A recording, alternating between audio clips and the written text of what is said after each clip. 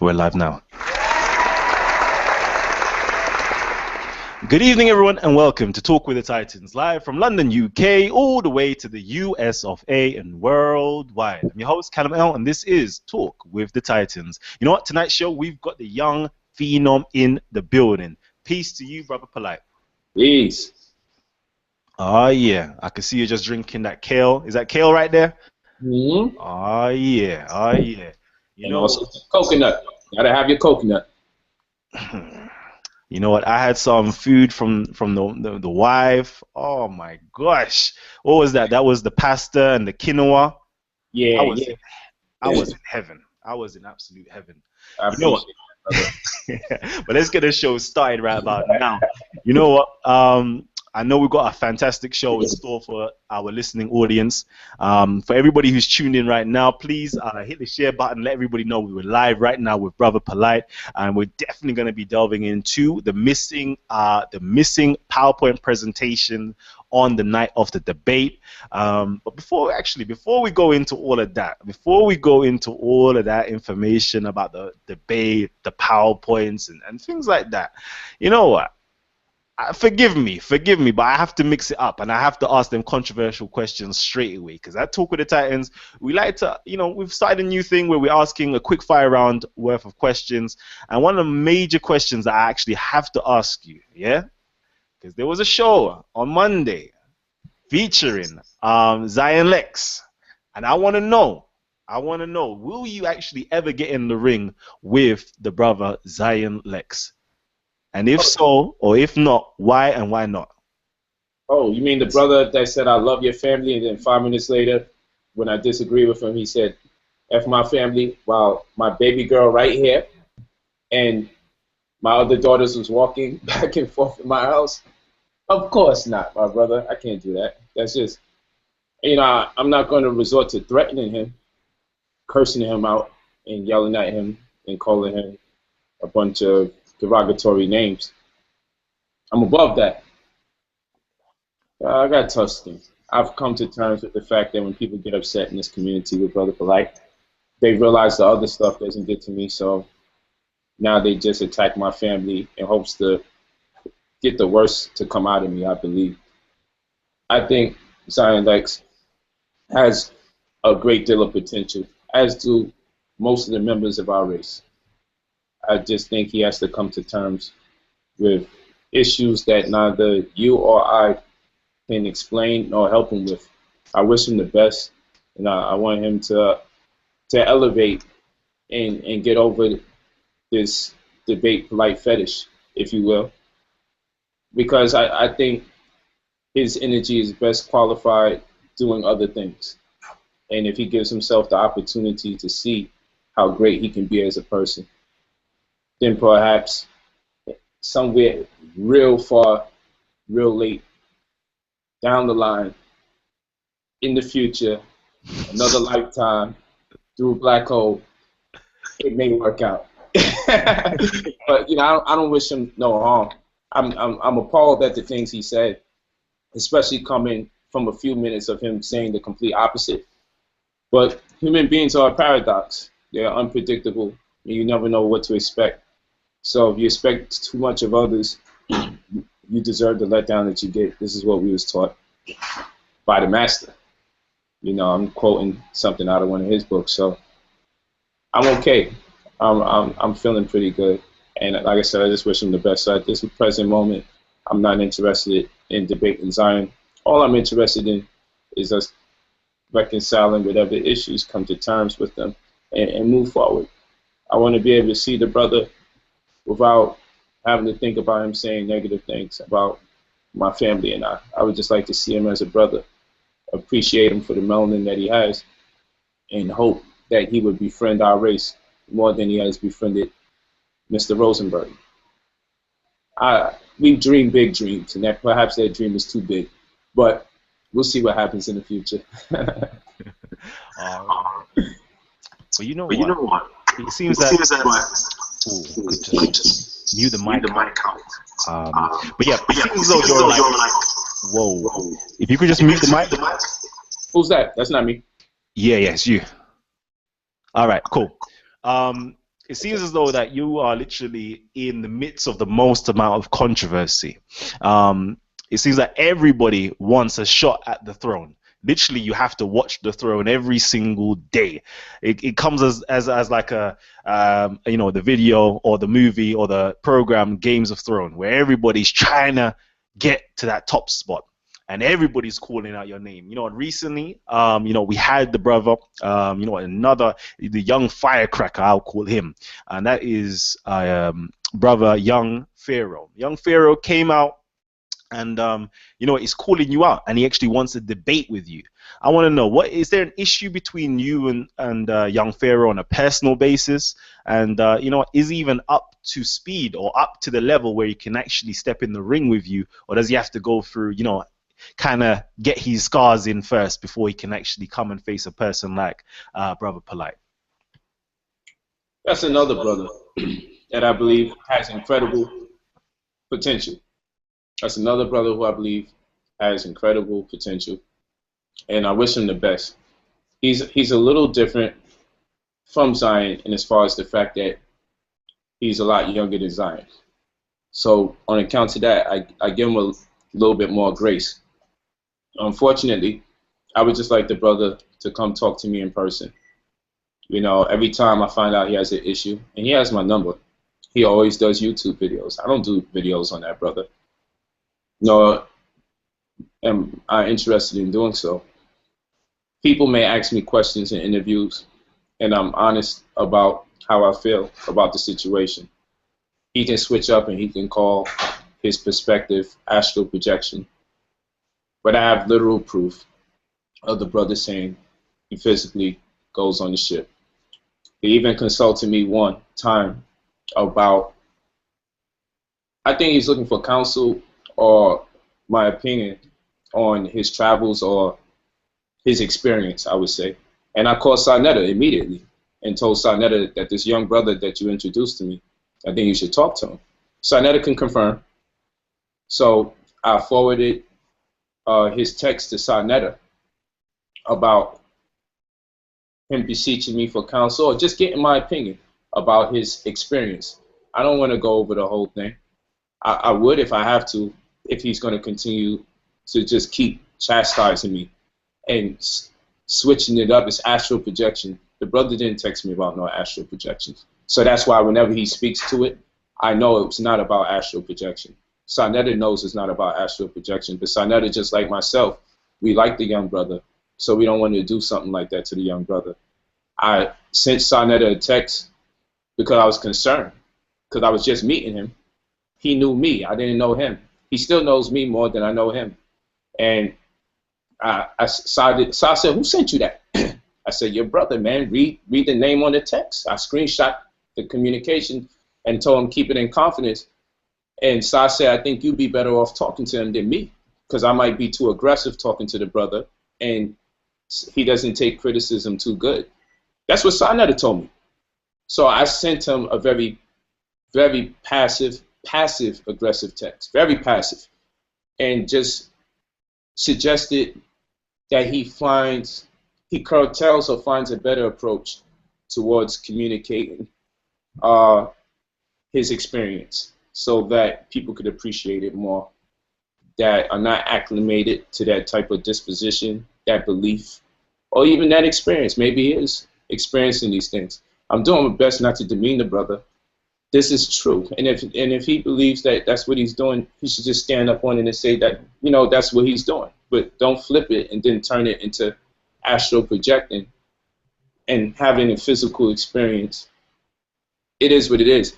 So the only critique I've ever given to the brother really was that I don't side with him on some of his alien explanations.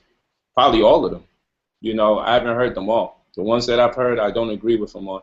And that's it. I don't call him names. I don't talk about his family. And I certainly don't let no amount of dissenting views that he cast on me impel me to disrespect his family or threaten his life. It's the complete opposite in his case. If Polight just says one sentence or answers, like you're my interviewer and you ask me a question, If my interviewer asks me a question, I have the right to give my opinion. And each time I give my opinion when someone asks me a question about him, he's creating all the hype in his corner. You can go on any channel. You're not going to see me have a video on the brother. He's the one doing all the videos on me. If one person asks me a question about him, he takes it, calls it slander, says, since you want to keep talking about me, this is what it's going to be. And it becomes this big video saturated with the word nigga. Nigga, nigga, nigga, nigga. Nigga, nigga, nigga, nigga, nigga, nigga. Like he's saying nigga in between everything so much. The only point that I got across was that he sees me as a nigga. And in between that, bitch, coon, and a number of other names. But after you call me all those names, the only thing that I can implore is that you see me in person and you talk to me and you let me know what you feel about my family. And we were prepared to experience my debate being aired out or shot out. Because when somebody wants to shoot somebody, they'll make sure it happens. No one can give you a phone call until you don't come to the event and shoot nobody. Gangsters don't have that kind of courtesy. When you want to come and you want to shoot somebody, you can't get a phone call and say, hey, you're not allowed to come shoot our event up. So these are things that are very important to me. The last thing on my mind is having a debate with the young man. I would like to talk to him because I don't think it's great timing. When I went into the debate with Rabbi Harry Rozenberg, I believe that Rabbi's intention was to create a greater divide amongst the black peoples that are consistent with the conscious community in addition to the Hebrew Israelites. Talking about all Nubian melanated people, right? And I believe he was preying on the fact that there was a rift between my supporting caste, as far as the community is concerned, and the Hebrew Israelite community. So I made sure when I went in there, I give my brothers the greatest respect, and I didn't express any of my dissenting views about the Torah out of respect for my brothers. Of course, many people said I was only going to do the debate so I could attack the Torah, don't deal with the debate, don't come through. And no matter how much people protest, scream for boycotts, come up with slander, when Brother Polight comes into town, doesn't matter where it's going to be. It's going to be a show. It's going to be jam-packed. No one does the numbers that I do, and no one is as consistent as doing the numbers that I do. And if somebody should do the numbers that I do, it's because they shared the stage with me.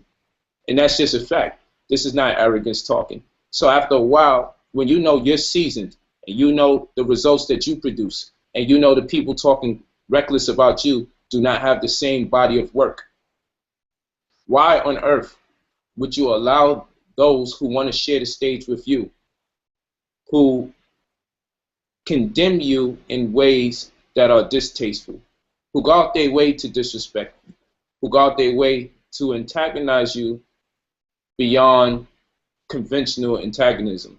Why should I share the stage with someone like that? Because what will happen now is that people will say, if you want to share the stage with Polight, if you want to expand your viewership, if you want to come up, all you have to do is do it in a whore-like mentality, meaning all you have to do is just call him names and antagonize him and he'll come out. I don't want to set that kind of example for nobody. I don't want no one to think all I got to do to get Polight in the ring is to curse him out, disrespect him, talk about his family, threaten him, slander him, backbite, talk about his business, talk about him, talk about how he looks. See, if you allow someone to share similar space, and that is the way in which they engage you to perform or demonstrate such a task as a debate, then what you're doing is inviting everybody to deal with you on that level. You understand what I'm saying?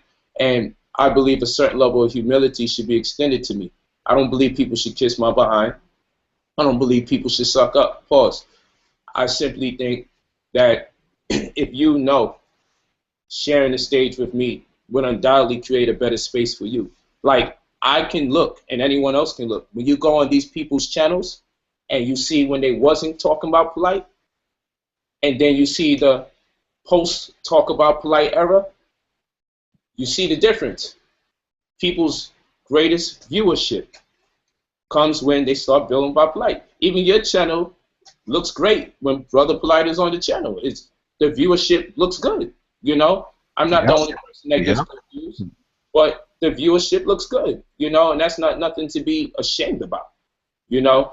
So uh, I'm just interested in people understanding the business part of this, which is to say, it got to make sense for me to get in the ring with somebody.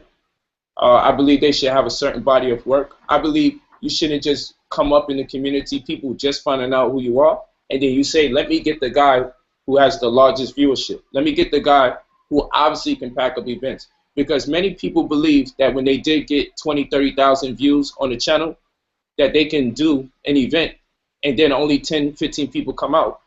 Because sometimes people are watching you to make fun of you. Sometimes people are sharing your views, sharing your video to say, look at what this guy's talking about. Sometimes people will like you because you share the same anger and grievance against the person you're talking about. And in that principle alone, some people will subscribe to you simply because misery loves company. I make you miserable, and your viewership I've made miserable. So they all get together and they say, this is where we like to be when we're discussing things that we don't like about this man. But when it comes time to actually do an event, will people invest in hearing you speak? That's the question. And oftentimes we have learned, no, it takes a different formula. You have to be teaching a certain way to a certain people with a certain intelligence that are willing to say, I'm willing to invest my money to hear you speak. And not even if these people gave free lectures, would they do the numbers of my lectures that cost? You see? So when you know this, you don't allow people to disrespect you and share the stage. If that young man wants to have a dialogue on stage so he can talk about his plan versus my plan, and he gives me Western currency or whatever he said, why would I take the side of Western currency? This makes no sense for me. I consider myself a black nationalist. I consider myself a pan-Africanistic man. That's what I consider myself. I just have my way of demonstrating the same. Other people have their way of demonstrating, and I don't mind. So for me, in my world, I simply say, if you have a plan, why do you need to wait until Brother Polight says, I'll take a debate with you so you can share your plan? Unless Brother Polight is as big as you thought he was, as you know he is, and it'd behoove you, if you want to market your strategy, to catalyze an experience called the debate with Brother Polight so people can hear your plan. Because if you got a plan that can free our people, you don't need to wait until Polight says, let's do the debate. I believe that he should just demonstrate his plan right now in real time because black people need it. And if he believes it's a plan that's going to work, you don't need me. You don't need to argue with me on a stage for an upcoming debate to finally release your plan. Unless you humbly say, Polight, I believe if I can get you on the stage, I believe we can make history. I believe that this would be great for the people. I believe that this is a great opportunity for me to share my plan because I really believe my plan will work. Then now that's humility. And even though I disagree with him on a number of things, I'm not against plans and agreements. But bro, if it's that deep, share your plan without me. Because you're so big and you're so large and you're so great. I mean, people are going to flock to you anyway, right? So just do what you do without me.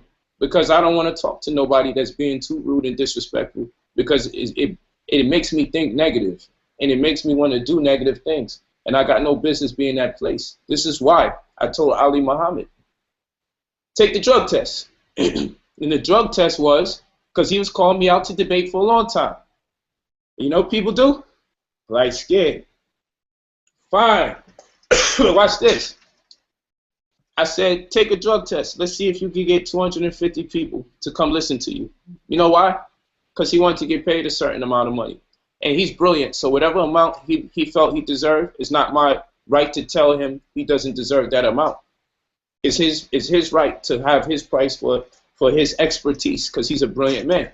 Nonetheless, I certainly wasn't about to cut him no check of the sort because I don't believe in him in the same way he believes in himself. And that's understandable, no disrespect, because he is brilliant. I think Ali Muhammad is very smart. So guess what? I said, if you can show me you can bring 250 of your own people for your own lecture, like I can, Like when I do a new cabinet conference, we jam packed, wall to wall, over 400 people. So I'm not asking you to do my numbers. I'm asking you to do 250 people, free or paying. He ain't passed the drug test, but something didn't work out when he had to fly out. And you know what?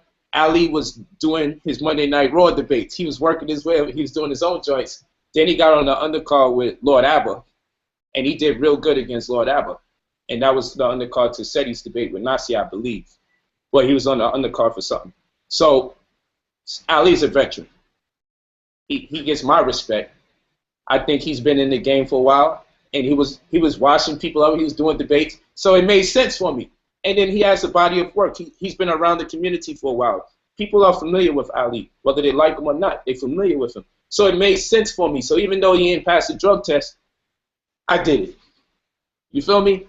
But if a person doesn't have books, programs, products, services, a rapport with the community, debates under their belt, it doesn't make sense for me. You know, anything I do, I want to make it an event. I want to make it where people want to bring their mothers, their daughters, their fathers, and their children out. You feel me? Like, I want it to be huge. That's the way I am in my world. I don't never want to come from people around the corner lined up to hear me speak and come from out of town to, damn, you know, damn, homie. In high school, you was the man, homie. Fuck happened to you? You know what I'm saying? So I can't take those risks. You know, I can't take those risks. So it's not a risk if I speak and do my own demonstration. I know I'm good. It's not a risk if I take a certain type of debate at a certain time. Furthermore, one more thing about my young brother, Pharaoh, I don't think it's good because it's too much contention. He can't talk about me without cursing or without me feeling like he wants to fight. And I'm thinking to myself, if you sound like you want to fight, don't ask me to debate. You see, that's weird stuff. It sounds like he wants to fight with the nigga this, nigga that. Nigga's gonna be hot son when I come through. See, what I've learned, right? I don't have to do that to bring the people out. I didn't behave like that to deal with Harry. And the people came out, record numbers. The event prior, record numbers when I rocked out with my brother Seti. My own event for Dolo, record numbers. Each event I do thereafter, I keep doing better.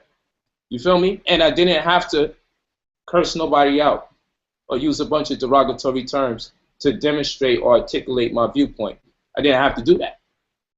So he's younger than me. I'm young. He's younger. I gotta show him that if you want something, be respectful. You could disagree, but be more respectful. That's all I'm asking. Now, you know what I get told when I say this stuff to him? Man, you a bird ass nigga. Yo, you know, back in the days you would say this, that, and the third. It's not back in the days, bro. And I never deal with you like that because you're young and I feel you don't know better and I feel you got people around you that's not gonna pull your shirt. You don't got no one peer reviewing your work. You know, you got people that support that stuff and I don't mind. I don't mind. But you see, you have to have people in your corner that let you know you got to work harder to get better references. You see, it's easy for him to say the planet Earth got chakras, and Egypt is the 5th chakra, and California is the 1st chakra, and I would believe you wouldn't be in California because that's where the devils would be at. You see, all of that. If someone just pull your shirt and say, bro, where are you getting this information from? Is it being transmitted to you from them mysteriously? Or who's your point of reference? What laboratory is it coming from? Whatever do you mean by chakra? And how do you know which one came first, second, third, fourth, or fifth since the planet Earth has it? You know what I get from it? F you, mother effer. Nigga, you think you all of that? Nigga, you think you this? Nigga, you know, you keep mentioning my name, nigga. This is what you get. But I believe people do that when they can't answer the question. Every time I try to talk to the brother, he curses me out. And all he got to do, you know me, when someone asks me about what I teach, you ask me about something I teach, I be lit. You know what they say? Brother Polight, you long-winded. You know why? 'Cause I can't wait. You think I don't know how to talk about what I've been talking about? Are you kidding me? I don't got time to curse people out. This is the problem that I have with Lexx. I don't have time for that, bro. I be wanting to teach what I got because I feel I'm brilliant. And I want to demonstrate my brilliance. I'm proud of myself. I'm proud of what I know. I spend too much time, energy, and hours. I've consumed a lot of time in my life reading and studying. I can't wait to share what I know, bro. So with that said, I think I covered all the grounds for why I would not do a debate with the young brother. Oh, the last one was this. I was actually going to it first. I went out my way to make sure I didn't disrespect my Hebrew brothers or pop shot them. I did say shout out to the homies with the plastic spikes, but that's your little brother talking to you, Hebrews. That's not no craziness. But I didn't disrespect your Torah.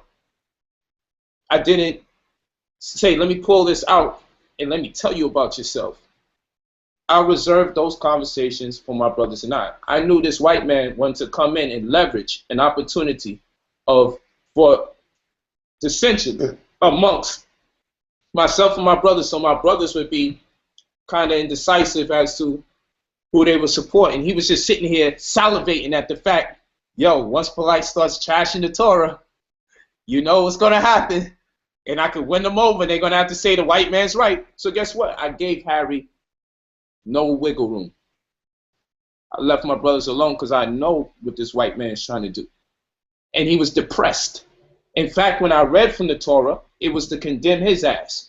Because the Bible is race specific. The Bible does have a chosen or an elite group of people. And God did separate his chosen people from the others or the other nations. Based on the context of the corpus, this is true. So I can't go against that. I went with what I know to be true when I was going against him. The Bible does condemn him. The Torah does condemn him. He is considered weak and wicked. And he demonstrated such. Oh, the event's not going the way I wanted to go, so I'm not going to do my other round. No, listen. You got your shit washed. And like a effeminate male that the white race has become, when no one paraded at the fact that white is right, and you wanted to come into an environment already established and change the rules because you're white, so everyone's supposed to change, you started crying. It wasn't fair. But you're the same one that says you studied my tapes. And I take people's voices and I take their words and then I demonstrate against what they say. You're the same one that's seen that, but you didn't see how the debates are conducted, right? And then you want to take the last 3 to 4 minutes of a debate and override the political disposition I had, the historical disposition I had, the genetic disposition I had, the biological disposition I had, and the literary disposition I had against the Jews in respect to the subject matter. You see, only a person who doesn't even try to debate the points and get mad at someone else for the last 3-4 minutes of showmanship because I did what I had to do. Only an arrogant white man can think he has the right to now cry to black people about it. But I know what happened. Them white folks tore into your ass and said, you better get back in that ring. You better do something about that situation because you know what? When you forfeited your right to do your second round presentation because you was overwhelmed by the first round and you had the rebuttal, no problem. You just felt like, I got to do it right now, so I'm scrapping my second round. Then you said, so we'll listen to Polight yell at me and scream at me this round. And guess what happened? I seen the look on your face and I got it on camera. The second round has its own personality like my third round had its own personality. So I came militant. You know why? Because that's the carnal seat. That's where people are hungry. They don't fast. They want to eat. They want flesh. They smell blood. They ready. So my rounds are set up in such a way, the people that can fast, the mathematicians and scientists, they fasted. So my second round was for them. The first round was to tap into our lowest chakra, our carnal seat, our animal side. We wanted blood. We just wanted to know that that white man was going to get a cut in his ass. So you know what? He got that for first round. With scholarship. Second round personality, science. And I said, I don't have no cuss words for you in the second round. I'm coming here with the science to demonstrate the points as it relates to the overview or the synopsis of the round, which was read before every round, before anyone demonstrated. And I looked at him, and he looked at me like, is Polight bipolar? He just came off the militant joint, riled up the whole crowd, And now he put on a new hat and he's a damn scientist. I should have did my second round. Fuck. But he said, hey, so I'm going to get off and I'm going to let him do his second round and let him yell at me and curse at me. And when he saw me presenting slide after slide after slide after slide, I seen him in awe. Like, this man has got the best of me. I cannot do the third round. And my third round was saturated with paleontology, archaeology, linguistics, and I had a special pale Jew present to corroborate some of the linguistics that I was going to present if Harry was going to play himself and try to stab back at me for using the language earlier. Because you see, I'm ready to rumble. So people's like, just don't go into the Hebrew. Well, I went into the Hebrew. And I was waiting for Harry. Harry said, yo, Polight, he went to Israel. So what? It's the same thing like Kemetic on trial. So what? And that's all he presented. People were excited because he went to Israel. Now, here we go again. You might be more black than we thought. Let's do this the right way, Harry. You said, in regards to Sarnetta saying, do you got something over Polight? Because Polight didn't go to Israel. Harry then said this. You got to go to the Holy Land. You got to see the holy things. I'm paraphrasing. If you haven't gone there to see the spiritual sites, then. So now look, I called your bluff. So I open up the round just to let you know I've seen the spiritual sites. Now, you know what he's supposed to do in a fight? He's supposed to now argue the points of the spiritual sites and see if I could come back. If my trip was just a vacation or was it a historical venture? If Harry doesn't do that, I don't have to do that. I keep on with my flow. See, when Harry says something about the Ark of the Covenant, you seen a slide, rebuttal, boom. When Harry says something about the Limba tribe in Africa, you see my slide ready, boom, because I built them. I got folders all ready for any kind of conversation. Once I hear you give me what I need, I'm throwing that in there. I got a basic presentation ready. But all my presentations are incomplete because I have to listen to what you're saying. And then I go in my folders and I put it together. And if I have to, I take a picture of the book. If I ain't have it in the folder, but I know what I can use. And people seen that at the debate. When you see my second round, you're going to love it. People that see my first round, see what I do. And this is another reason I don't want to debate a lot of these guys in the community. That brings me to another reason. And that reason is this, my brother. I will go across the world to win an argument. I will go across the world to find the truth, to establish my argument. I'm beyond a free PDF download, the free YouTube clips for metaphysical people talking shit. It hurts my heart that black men would try to disrespect me by asking to debate me when they couldn't possibly compete against me because the length that I go through. I will pay $5,000, $7,000. I paid 10 racks for a book on the Bible.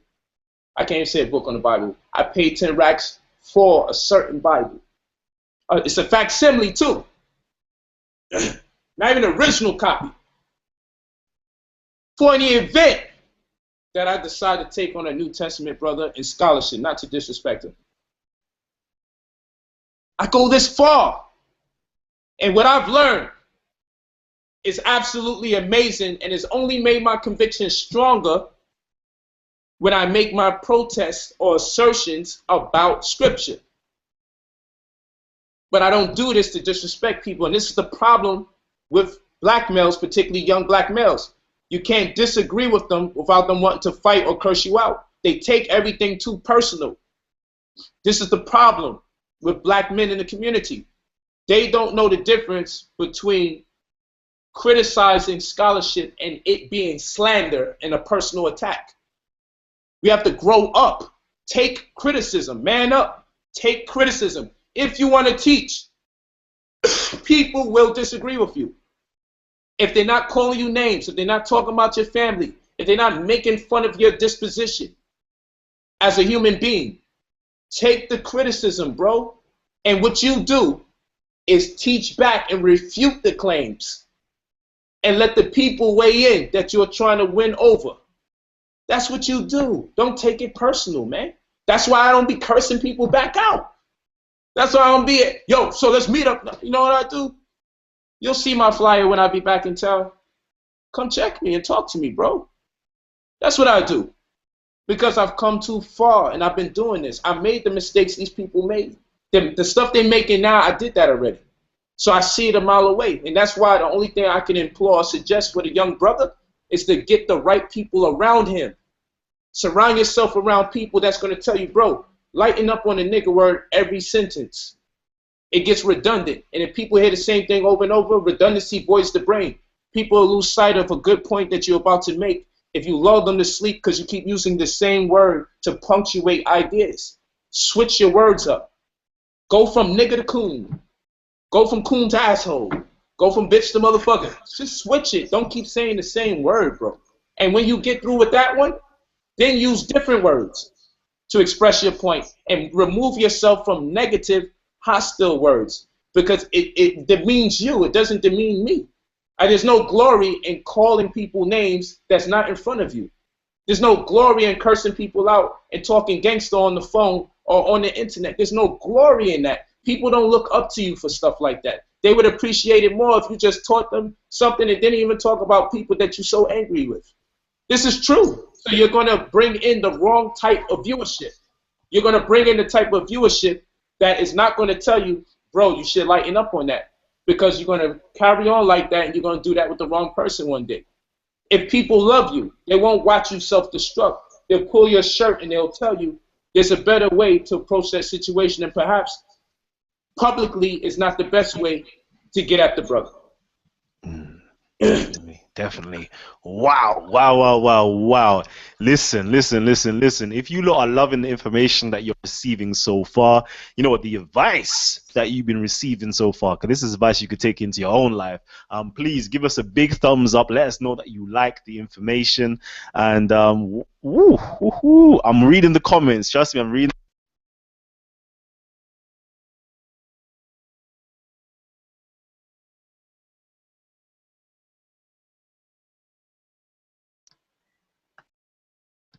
Kalam, I can't hear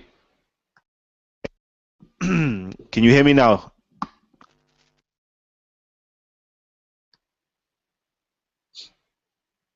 Put it on to you. Okay.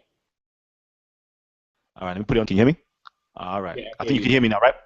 Yes, sir. Let me just make sure I turn up the mixer. Okay. Yeah. So, you know what? I've got a question here. It might seem redundant now because you've literally got into it pretty much, but let me just quickly throw it out there.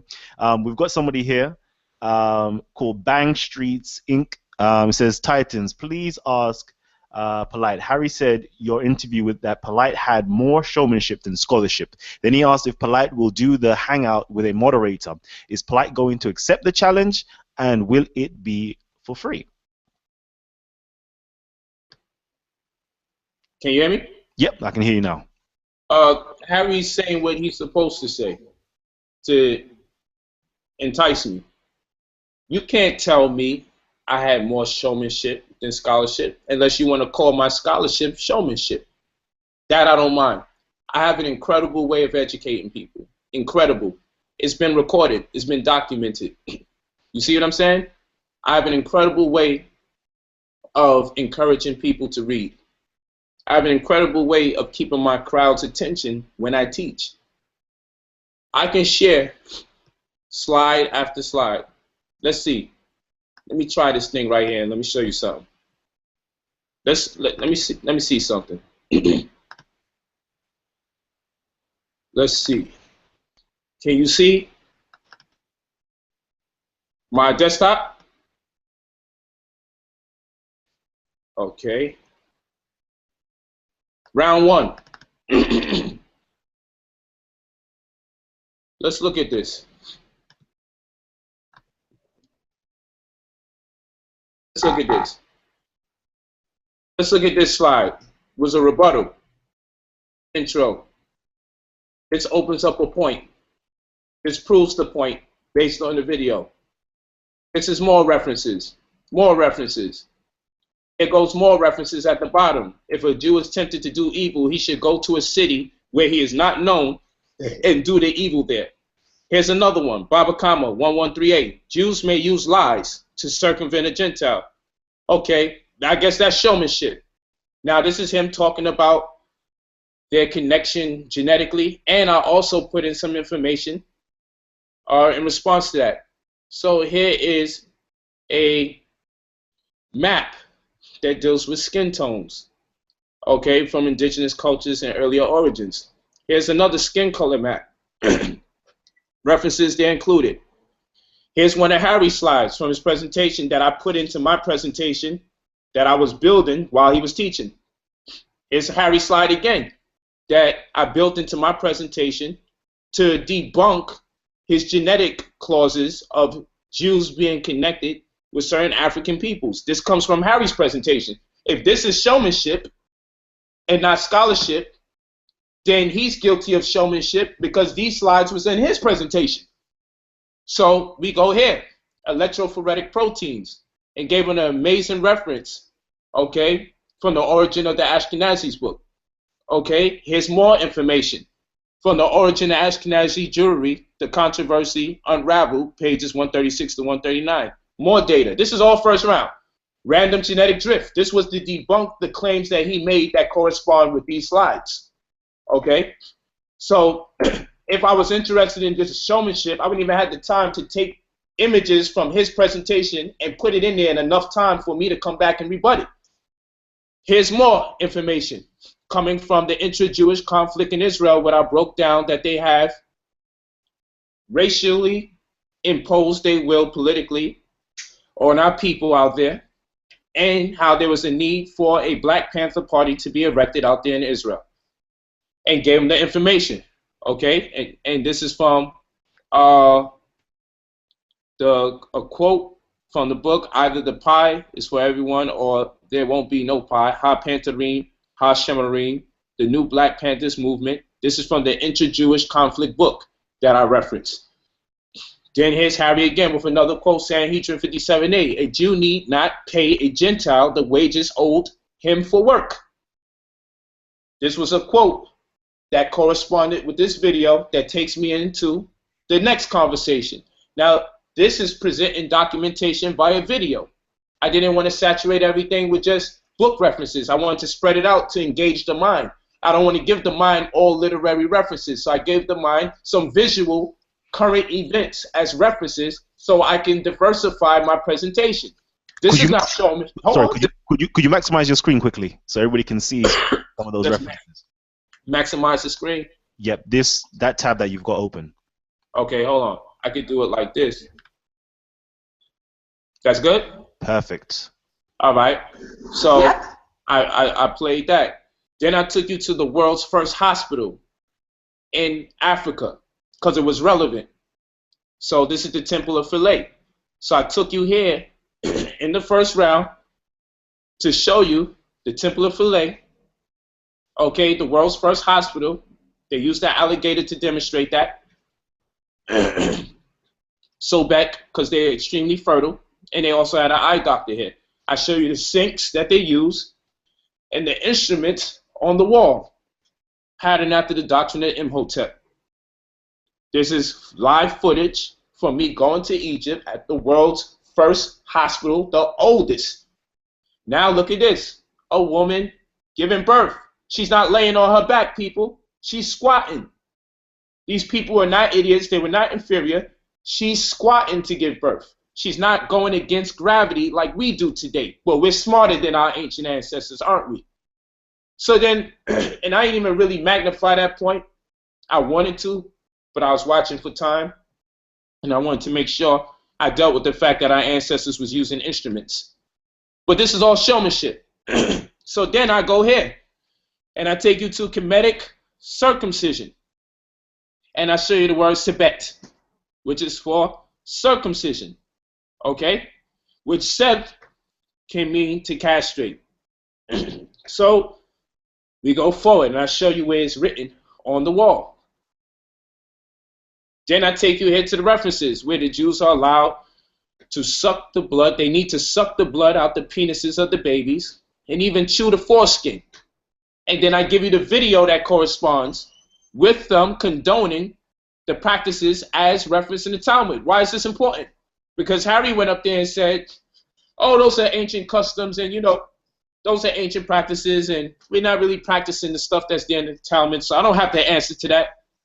But in the Talmud is where this idea comes from, to suck the penises in a of the baby. Decision. New York. And not only do I do that, not only do we got the Jews sucking it today, as it tells you to do it in the Talmud, which Harry says we don't even practice the stuff in the Talmud no more. Harry never made a distinction amongst himself and these cocksuckers. But then I also showed you them sucking the baby penis again and giving babies herpes because of their sucking, instead of using instruments like our ancestors used. Then I take you to the actual, one of the rabbis who not only condones the penis sucking, but he breaks it down why it's better to preference to suck the penises and where it comes out of their holy scriptures. In Yeridea, that's the second section of the 4 sections of halacha called the Shulchan Aruch, the set table, in chapter. So we go forward, but this is all showmanship. And then that look that you make when you realize you got a room filled with black people that are wondering, did you get your dick sucked by an old white man when you was a little baby? So that's where the showmanship comes in. The showmanship comes in because I finished my round in enough time where I could swag out for my brothers and sisters that want rhythm, that want soul. Now I'm punctuating all the ideas I brought to the table to bring it on back, to show everybody what they heard and to do it in a comical way, an entertaining way. So I'm going to ask you, brother. I'm going to ask you. Let's see. Am I back or are you still looking at the full screen? We're still looking at the full screen. Yep, now you're back. So I'm going to ask you, brother. Does that look like my round was saturated with showmanship? I can see scholarship right there. I was actually quite shocked and surprised by the level of the academia. You raised your game completely for this debate. I appreciate that. So when he says that, I know he's saying what he has to say because he's allowed to lie to non-Jews. So I read the quote, you can lie to non-Jews. So at any point, that quote can be relevant. And if he says, no, I'm not lying to you, that in itself can be a lie. We never know when it's turned on. And he never said it was a mistranslation. He never disagreed with it. He never said my ancestors was horrible for that, but we're not practicing what my ancestors taught.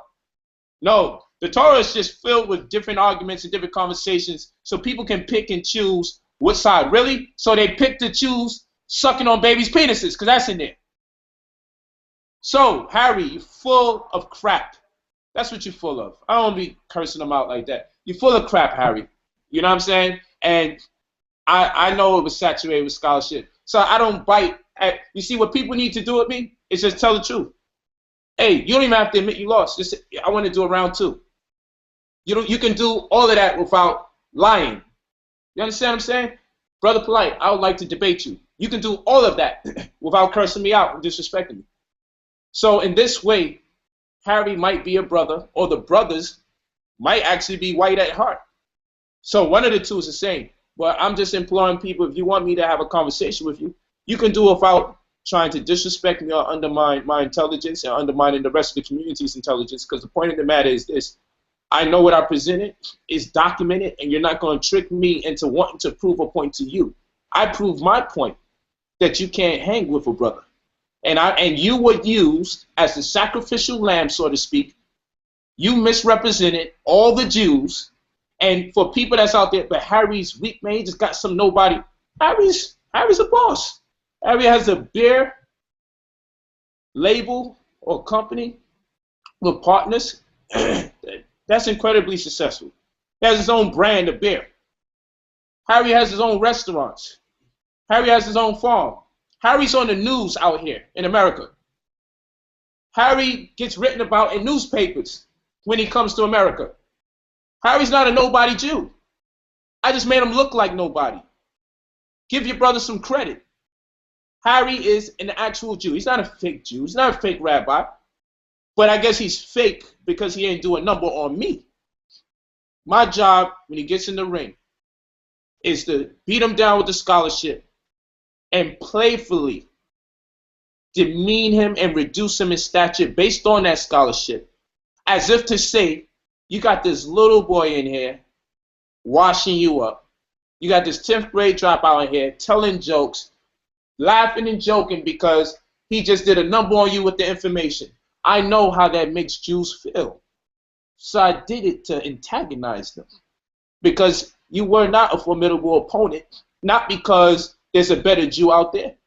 But because I'm just that great. And you shouldn't undermine or underestimate our people again. And that was a lesson for all the Jews out there. Continue manipulating us in Hollywood on the screens. That's what you're good at. Continue funding projects that lead to our genocide. That's what you're good at. Stay in the back and hide and continue your debauchery. That's what you do good. Don't you show your face again in no intellectual forum with no black man. Don't do that. That was suicide. So no, people, Harry is a great rabbi. As far as I'm concerned, he's one of the best out there. And he got his ass kicked. He's still shitting Versace shoe onto this day. What's next? Yeah. Oh man, you know, you're too much. You're too much for me. All right. Let me just drop this real quickly. I need to drop this real quickly, everybody. Yo, one more thing, bro. Yep. For people saying nobody heard of that Jew before, let's ask a question to the black community. How many Jews and Jewish rabbis have the community heard of before? I'll wait. Everybody in the chat, write the name of a popular Jewish rabbi that you know about. For all the niggas that's talking about, no one knew who that rabbi was. Somebody in the chat, write the name of a Jewish rabbi that really got you, that tickles your feathers, that you really know be getting it in. Write his name. You see what I'm saying? So, oh, he's not a known Jew. Get the fuck, like you over here, you know an elite group of Jews that I was supposed to debate. Cut it out. I'm just saying that this Jew in particular, he has a lot going for him. He put a lot of you to sleep talking about, hey, and I just get my groceries every week and I deposit my check. He told you this bullshit, put you asleep. That man is very successful entrepreneur. I never discussed it because it's none of my business, you know, how he makes his money and makes his earnings. I'm not going to be distracted by that. I wasn't concerned with that. But you're not going to sell me on the idea that he's this meek Jew who's an outcast from his community.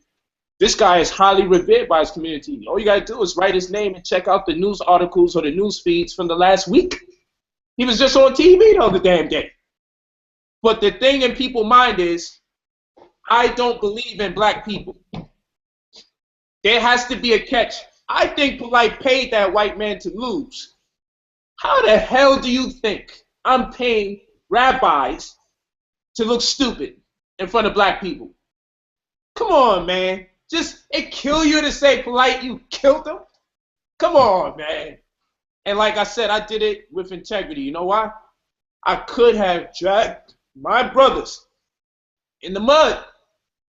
I said my brothers are off limits. That's why I didn't want Zion involved with the debate. Because I know him. He would have had this turn into two brothers fighting, and this Jew would have loved that situation. No, I didn't want that distraction. I wanted to deal with him, and I made sure my brothers were off limits. We can continue having our diatribes about Kemetic and the Israelite doctrine, but out of respect to my brothers, because I believe they're still my brothers, I can't do that. I can't do that, you know. And I knew he couldn't wait to hear me say something so he can flip it so my brothers could side with him, because that's who he is, man. He wicked. That's who he is. He came in here with the intention to divide us more. That's his plan. What was Harry's plan? Why are you not getting on this white man? He told you he had a plan for you. What the hell was the plan? He got discouraged, So when he got the time to speak, I don't feel like telling you my plan anymore because I don't like how this is going. Come on, can I go into their forum in Harvard and Yale and tell them I expect them to change their forum because I'm here? The black man is here, you feel me? We got to swag out in this debate because I'm here. I can't do that. You're not about to come into our situation and dictate to us what's the appropriate way to do the presentation. Bitch, please. Come on, let's get the other stuff going on. All right. You know what? Before we actually, if someone can mute their mic, before we actually get into this presentation that Polight has got in store for us today, you know what? I'm just gonna remind everybody who's fresh, or if you don't know what Talk with the Titans is about. Talk with the Titans was birthed out of the idea that the intellectual giants, the titans of the community, should have a well-organized platform to present, discuss, and debate critical information affecting our community proposed by our audience members, the community. So you know what, real quickly, just have a quick look through the channel. If you haven't already, please hit the subscribe button. But we have loads of debates going on the channel over here in the UK. We've got a section called Speakers Corner where we have tons of debates. We have Muslims, Christians, Jews, atheists, Sikhs, all different types of people come together, congregate, and have different types of debates and dialogues. So please check that out. Also, we have our Talk with the Titans playlist as well, where we've had, you know what, people like Polight, Harry Rozenberg, Zion, Lexx, ARCANA, Armin Ra Squad, who we got here, Young Pharaoh, you know what, Tazaria, you know what, so many different people, Irritated Genie, etc., come on and give us a presentation or come on the show to give us some type of discussion. As well, please check out the different playlists where we have Ranoko Rashidi in here as well, which is the African history and philosophy. So do check out the channel when you have time, and also please hit the subscribe button. You know what, Polight, I don't even want to hold it out too much more longer. You know, we definitely have some other issues that I definitely do want to tackle with you. But before that, because you just given the crowd a glimpse, a snippet of your presentation. That was the second round presentation. Could you give us? All right, no problem. We would love to get some of your third round presentation following, or anything else. You know what? As well, your trip to Israel. You went to Israel. Most people, you know what, was in awe. Actually, everybody, the whole crowd was in shock and amazement of your trip to Israel. You did the same thing on the Kemetic trial. Listen, Uncle Kek said the only way we can actually defeat Brother Polight is by debating him about the moon. Because the next trip, will have to be straight to the moon. Does he have the monies to actually afford a trip to NASA, from NASA to the moon? And I think Polight is up there. I think, you know, Polight may just shock you and surprise you. You might just see him on one of them Virgin Atlantic space cruisers going out into space. Oh man, you know what? You've got tons of other things actually popping off as well. You know what? I don't even know if I'm allowed to talk about you know, a certain you know, a documentary that you've got going on right now. I don't know if it's private or whether you can discuss that. But you know, if you're free, please jump in right now and take the floor. Yes. Basically, I had a couple pitches put to me about docudramas, documentaries, my story being shot. One of which is called Boats, based on a true story.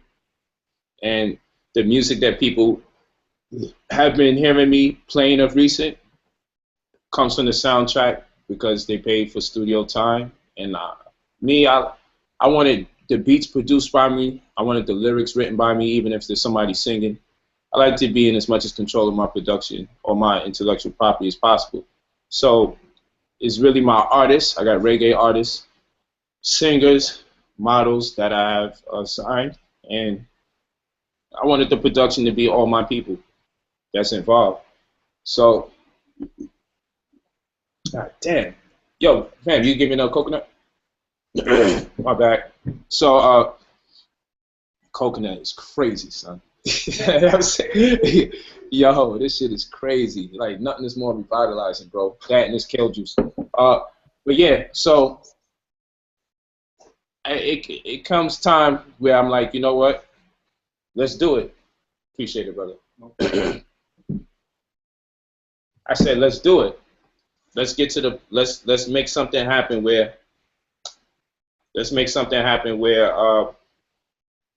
I do show people day to day what's going on with me. And the doors kind of open up to all access. So once I did all access, I got a number of different calls. So long as I can include members of the conscious community to be part of the production. So I call some of the people that's great at film in the community to participate in the production and providing that could take place and my brothers can do something with what they record, then I said it'll be coming and I'm with it. They put a nice dollar amount before me to get up front, but I'd rather get the residual on every sale. I don't know if I'm at liberty to mention the company, so I'll leave that alone, but I just want to make sure we good. But basically, starting tomorrow, I've been adjusting. There's going to be cameras around me everywhere I go for like the next week. And they'll see me like when I'm in the studio with Puff or whoever. You know, Ross was in there and French Montana the other day. My daughter posted those pics on her Instagram. I'll be in the studio teaching, doing my thing. Shout out to Puff again. Brother opened up a school in Harlem. You know, in any way that we can support that, it'd be great. I'm hoping I can release something online and say, on the strength of Puff, this is what he asking for the people to do to contribute, and it wouldn't be money. But, you know, Puff has his vision. We'll see what happens. I'm just happy to be in similar space. And so these types of things would be on video. Some of my conversations with some of the most elite people in the business, whether they box or play tennis, some real powerful, prominent figureheads that I mentor are actually going to let people see it, you know, that they get wisdom from me, that I mentor them. I have an amazing sister. Amazing. I have an amazing sister that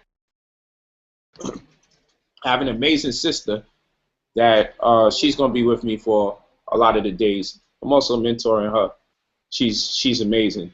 She used to be, I mean, she's still a pro model, you know, very provocative, very sexy, but she's made a transition in her life. She's young, actually we're the same age, and she wants to, she's conscious, and she doesn't want to be identified for a body more than her mind now. So she's evolved, and she's taken on a different standpoint. She's been on reality TV shows, videos, dancing, and all sorts of stuff, and she's real big there. You're going to see her. She's going to be with me, like I said, for the full week. We're real close. We're good friends. And we just good. We're real good together. We're great. Really appreciate her time, her energy. And I'm looking forward to her sharing similar space with me for the week. And so, like I said, the cameras are going to be following us everywhere. And you'll see day in the life of Brother Polight. And there'd be no way to maintain this lifestyle that I live doing negativity. But in there, you'll also see some of my investments, some of where I put my monies in. You'll also see that, and that'd be good. And I mean, it's going to be done professionally, so you'll see the magnitude of my investments and why I can just teach for the rest of my life, and I ain't got to do nothing. Because I did something incredibly smart a few years ago that really came to fruition about a year ago. So my family is good. I'm good. And that's why, for me to debate people, I should debate people who have similar resources or that can access information, greater information, to make it fair. And when I say make it fair, I don't think it's fair when I go through certain lengths to bring back information and other people can just download PDFs and curse me out. I don't believe that's fair. So I believe they should debate amongst each other, and you should let me deal with the big boys, the motherfuckers that's part of hiding the information that we got to work real hard to get.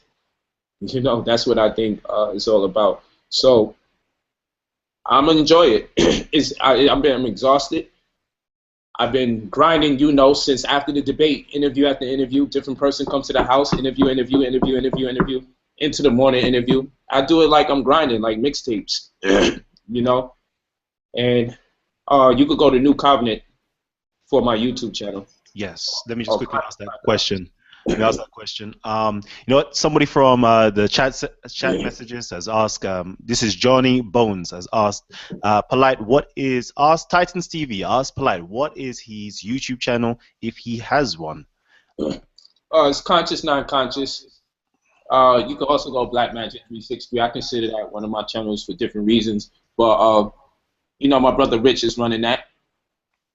And you also, I always gotta show love to Sign of the TV, Sign of the Studios, Black News 102, Sign of the TV too. He's off the chain. He's powerful. I consider those home base too. And now Talk with the Titans. Make sure you subscribe to Titans TV. You know, this is home base too. This is home as well. So make sure when you get an opportunity to sit down and relax, and you can be undistracted. You need to be undistracted because Talk with the Titans puts on amazing demonstrations of information and is very diversified, so you can get different people's worldview, so you can make your own definitive conclusion as to what is best for you. You know, discernment is a task if you don't have accessibility to the conversation.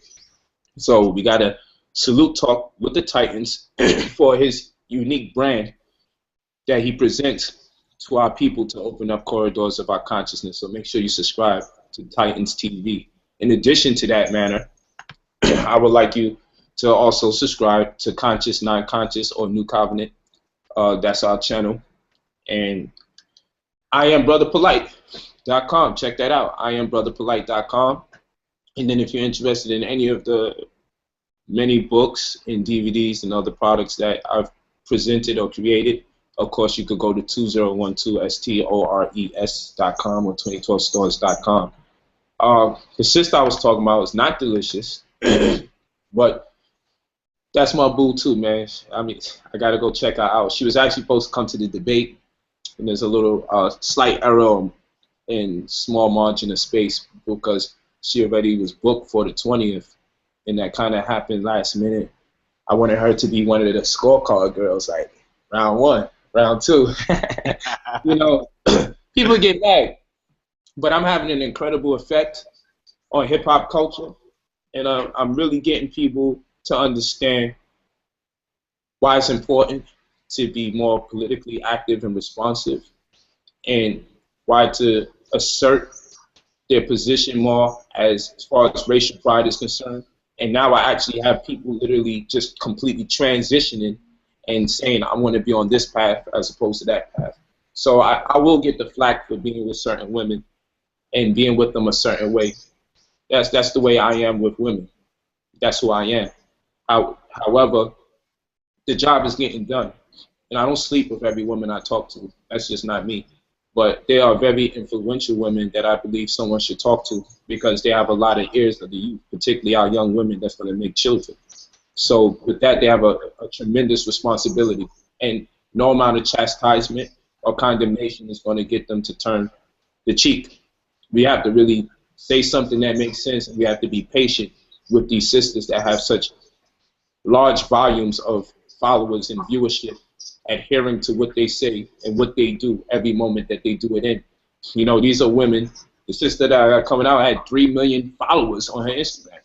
To rebrand, she just erected a new Instagram. And shit is already at 127,000 followers in like a couple months. But this is a woman that had 3 million followers. You know, and with 3 million people following, you know, black people are involved in that, wanting to be like this sister, or men wanting women to be like that sister. And she's magnificent in her thought process and all.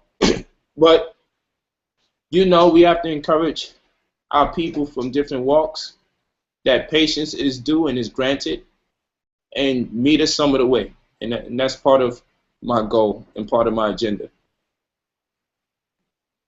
Excellent, excellent. So you know what? Can we get some of that presentation? I want some real sneaky previews of that presentation. I know you said to me you're holding some of that information back for a later date. Yeah. Well, can we get something? We want a little snippet at least. Yeah, we got that. We got you. All right. Did you want me to answer any other questions or Yeah, I've got a couple more questions here. let's do it? We've got a brother, 401k. He asked about your investments. Do you invest in any technology companies? That's cool.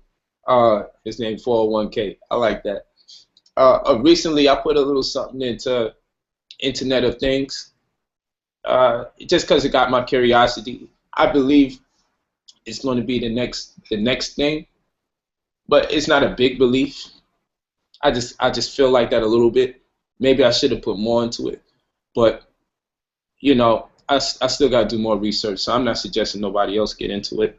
I just did it because it would be nice if one day I find out it was a great investment. You know, I wrote a book called Pennies Off of Millionaires, and if you were to accumulate 1,000,000 pennies, I believe that's about $10,000. So if you were to put a few, let's say you put some pennies into a company that becomes $1,000,000 company, then just a $10,000 return plus. So if I put like 10 pennies into a $1,000,000 company, so to speak, that'd be like $100,000, and that company becomes a $10 million company, and so forth and so on. The pennies accumulate. So what I'm saying is, you can put when companies allow you to put small amounts of money into their progress or their potential, it can pay dividends. I mean, Warren Buffett, as an example, aside from him using tax liens to take him to the next level, which is something that's oftentimes not spoken about, Warren Buffett also put in a very little bit of money into Coca-Cola or one of them soda companies, and he was able to leverage the potential of that company in years' time to offset a great deal of his success on account of the fact that now Coca-Cola is $1 billion industry, and he got them at a time where he could just give them pennies on a dollar. You feel me? So he was able to make a quick 10 million in a slow span of time based on the way people like to invest. So I got a financier in my corner, and providing I can get to a certain amount of money, is a guarantee that I'll get 10% of whatever I accrue year to year. A real good financier will put you in a position where you'll make 10% of your earnings from one year to the next. That's why I believe Mayweather is not going to go broke. I don't know a situation, but if he has the right type of people around him, which I do know he does for the most part, that he'll be able to recycle 10% of the hundreds of millions he has already saved. So he'll never have to actually touch those millions. He can actually probably squander $70 million every year without a problem. That's what's when you get to a certain level of it, you're able to have the power and potential and capacity to invest in ways that warrant certain concessions made onto you because of the amount of money that you have. The key really is to get around $10 million. That's the key. You want to get around 10 million. People don't know that when you make your first million, you're going to lose 350 grand to near 600 grand out of it. You're not a millionaire when you make your first million. Taxes takes that from you. You actually have to get to your second million for you to actually start making some kind of money, because automatically your first million is taxed more than any other million you'll make after that. It's an absolute fact. Credit is obsolete. If you make around $500,000 or more, your bad credit just completely disappears. They give you a black card. It's an absolute fact. So if your goal is to make 500 grand and more, then automatically your credit is going to disappear. It's a fact. These are things I actually know. You know what I'm saying?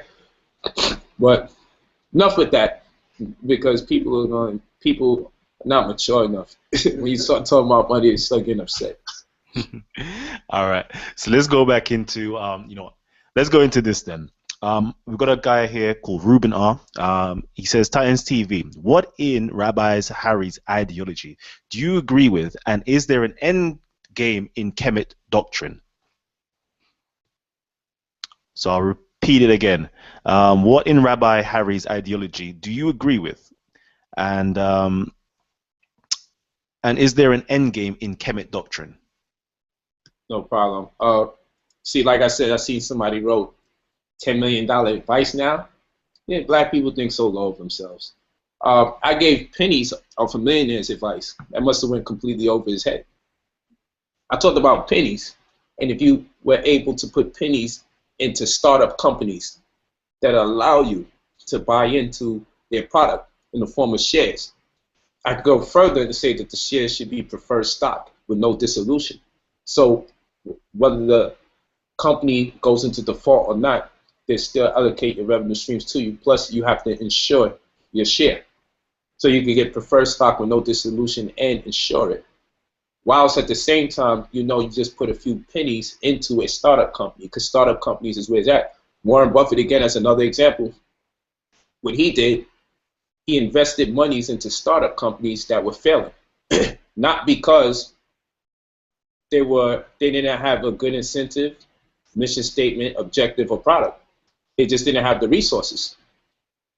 When he accrued the resources, he made a business out of funding projects that would have been successful based on analytics.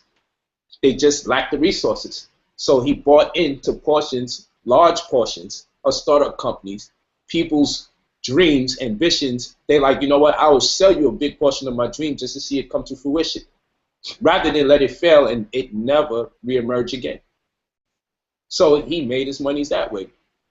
Whilst at the same time, all I suggest, I didn't give people $10 million advice. I said that's the goal you want to get to in terms of having a financier that really knows what they're doing, because they can get you back 10% of what you accrue year to year easy. You should never go broke after that point. That's long term. The first thing I said was pennies off of millionaires. You should see about putting a small dollar amount into companies that you think have potential. And as you get older, 5 years comes around the corner fast, and so does 10. I said myself, I didn't put a lot of money into Internet of Things. I put a little bit because I'm not like so excited about it. I also got money in a company that the paint on the car changes color. I went to meet the man in person that created the technology in Arizona.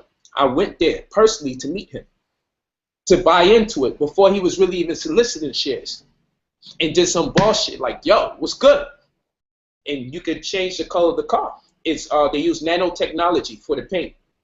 And if you got a smartphone, you can change the color of the car just by pushing a button on the phone. I believe that that's going to transmute or transmigrate into shoes one day and clothes. Maybe you buy one shirt and now you got 20 colors. I believe that's where the technology would go.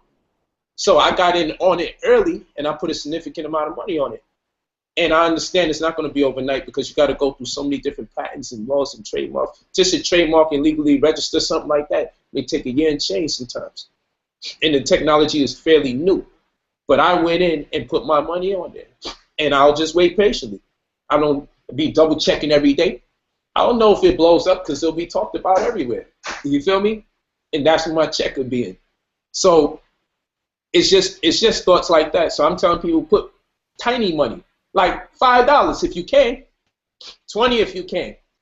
Not to me, to research more. Get a Barron's newspaper. Get a Kiplinger's magazine. I'm telling you what you need to be reading. Barron's newspaper or Kiplinger's magazine. Read those things. They're always letting you know about the potential new wave in technology. They're not over there hustling to you. It's not hustling newspapers and magazines. These publications are very much up there. And get you a Forbes at the very least. But Barron's and Kiplinger's is what you should be reading. You should be reading that shit religiously. I said money's my religion. I don't know if I could go to a UFO and ask him if he got changed for 100. I don't know. I don't know if he could spot me 1,000. I don't know how to do that. I mean, a lot of people have been talking to UFOs. I don't think they're funding any of the schools to get open in the community. I don't think these UFOs is hitting us off of any technology to fight this white man. So I would say we should give up on that shit for now. Unless the UFOs start giving us something in exchange, I think we need to leave that alone for a few minutes and deal with the things that's taking place on planet Earth. But that's just my opinion. Definitely. That's just my opinion. I'm not trying to disrespect nobody. So can you ask me that question again, my brother?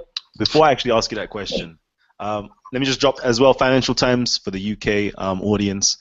Check out that newspaper as well. But I want to actually, because this actually segues in perfectly.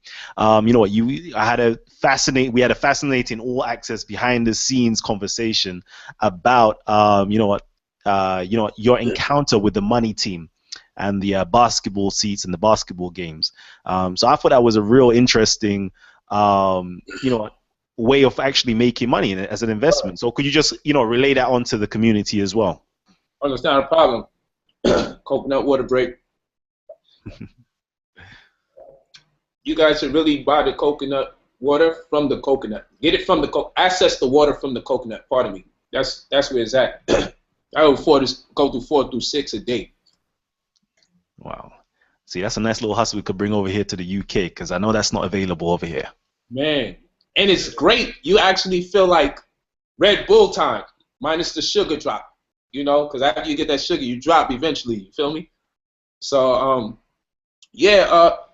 a friend of mine and I had to go into the games and chopping it up with Mayweather X amount of times, and just other very prominent people that sit there, front row seats. We like, yo, dude got TMT written on the floor by his seats. What's up with that?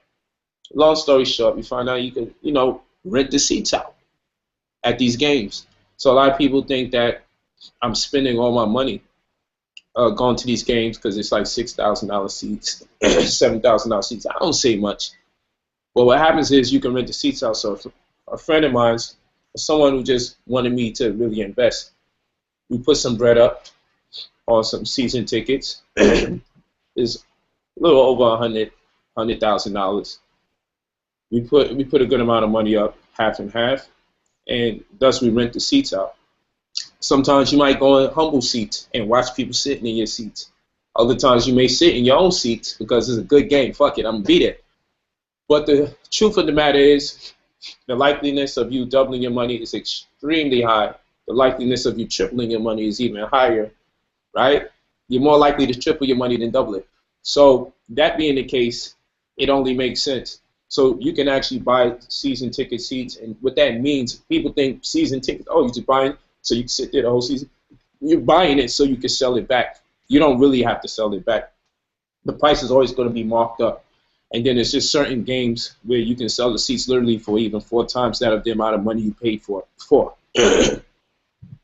So I go into games whenever I'm ready because I always got a seat for me. I can do it whenever I want. It's paid for the whole year. And it's floor side, it's court side. And when I'm not there, someone's making me money by sitting in the seat. You feel me? So it's very crafty. I wasn't aware of it.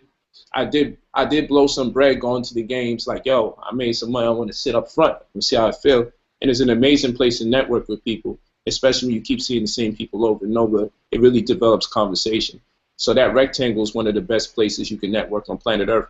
I would guarantee if a person sat there one day with my business mind and just sat there on that floor, they would be able to do amazing things every day thereafter from that experience. That's if you have my mind, my speaking ability, and I'm very proud, but not so prideful that I don't feel like I should talk to people. I've learned from the elders to TTP, talk to people, and TTMP, talk to more people. So once you talk to people, talk to more people. So I TTP and I TTMP everywhere I go.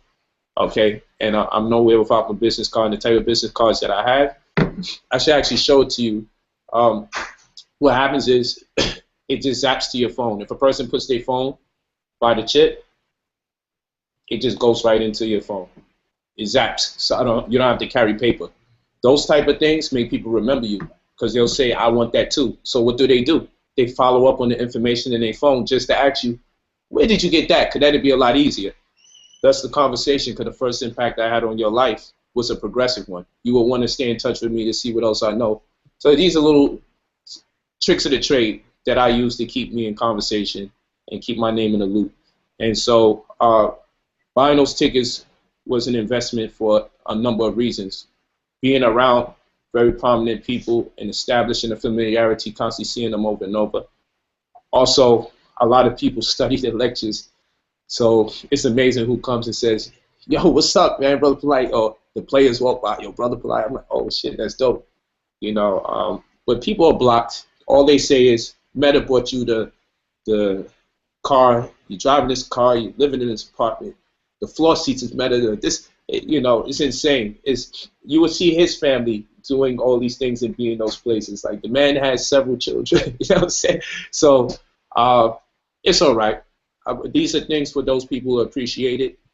I think it's valuable information because there's always someone making some kind of money off of some stuff that we ain't never heard of.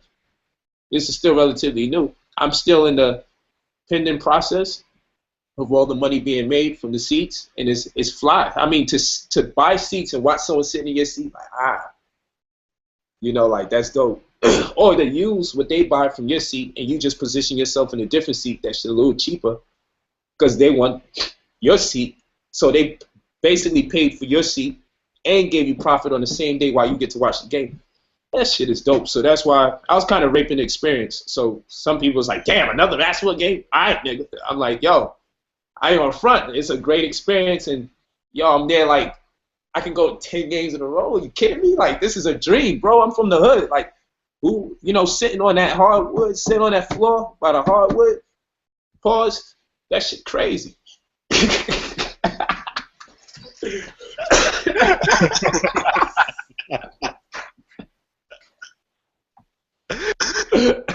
I caught myself.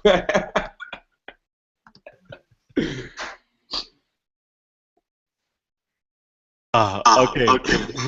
You know what? Yeah. So what was the guy talking about, man? You gave me. Okay. The question about is there any end to the Egypt joint, and does Harry says anything that Yeah, that's it. What in Harry's ideology do you agree with? And is there a particular end goal or end game in the Kemetic ideology? That is very tricky.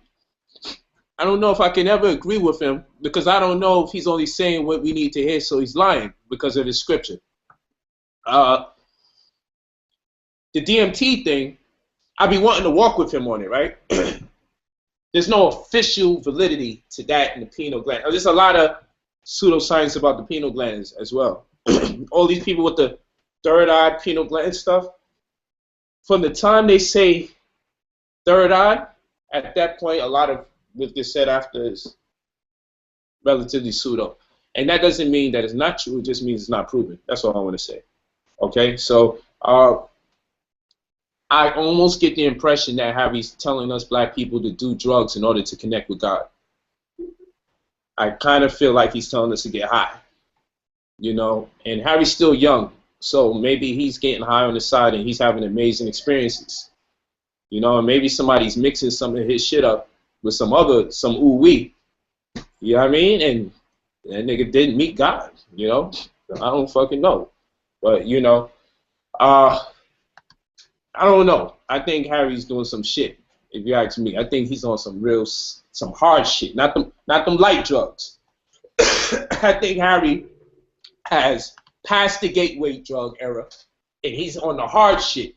And that shit's so hard that motherfucker might be meeting some of the niggas in the conscious community on these ships and shit. Like, them niggas all relate and connect on that level. They be all going there, probably using the same shit. But whatever the case may be, I normally agree when Harry starts talking, and then he keeps talking, it gets weird. So I believe that there's a global conspiracy to depopulate the masses, to keep the masses ignorant. I believe that. I believe that that's true. So the thing about tricking humanity and someone controlling a lot of the resources, the importance of farming, I think those things are very, very noble things to speak about.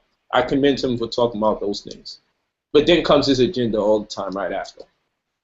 And I would like to see his white people follow his plans and his agenda, and I like to see them recite his DMT ideas. I don't think he's telling the Jews that they need to use drugs to interface with God. I think he's coming in the black community, suggesting this to us, and maybe we get a little closer, and we get in his house, then the bongs come out, You know what I'm saying? And then everybody's eyes is cut low, and next thing you know, someone's trying to pull a little gay thing going. I don't know. So I'm just worried about the whole situation. I don't know, because I know they get tricky when they get intoxicated. When they're inebriated or they get a little high, they get a little gay. So I'm just saying, stay the hell away from Harry. Black folks, be careful. And if you must go around him, sew your ass cheeks together, because when they get high, you don't know what to expect from them. So you should get high with them from a distance. But this is all I'm saying. I think he wants to get black people high in a vain endeavor to connect with God. And I think it's disrespectful for him to insinuate such a thing, because I don't believe he's in the white community telling them, if they haven't had this DMT experience from a certain plant that grows in Egypt and grows in Israel, so you telling me the rest of the world couldn't connect with God unless this plant is growing in the community? And what is this plant? Is this a typical marijuana plant? Like, what are you talking about, man? Like, you can't limit a transpersonal experience to a plant and tell people, if your pineal gland is not open, if you haven't had this DMT to open you up and interface with this illusory world or this intangible world, then you haven't officially connected with God. I think that's a bit sensational, and I think he's romanticizing on DMT because he's probably newly found to it. He's probably just now finding out about it, and he's probably in awe at some of its effects or the impressions that it has on the human psyche. And I think he should continue studying that information before he solicits it to communities that's not even his own. In other words, I believe he's trying to guinea pig us and see how it works on the black people. And shit, if this persists and they don't got no medical anomalies that manifest, maybe I might even use it. So for all I know, he may not be using drugs. Maybe he wants everybody else to use it and just watch how that shit works. Or he's probably growing this shit on his farm for all we know, and he got a limited supply of some so-called DMT being produced to connect everybody with God. So we'll wind up on his farm and he'll be like, yo, hit this. And after you start seeing the angels, the prophets, Abraham. Next thing you know, you think you Abraham and you supposed to sacrifice Isaac, and it's talk with the Titans you trying to kill, but your ass is so fucking out of this world. You think, and God ain't gonna push the button and say, no, don't sacrifice him. Next thing you kill your own brother. I don't know. The weird, tricky things happen when people are on drugs. I don't like people insinuating that we should use drugs to connect with God. I would rather follow my Hebrew brothers, because they never told me no weird shit like that in my life. They'll tell you to follow the law, statutes, and commandments, and God will provide a way for you. They ain't never tell me no shit about no damn drug connecting me with God.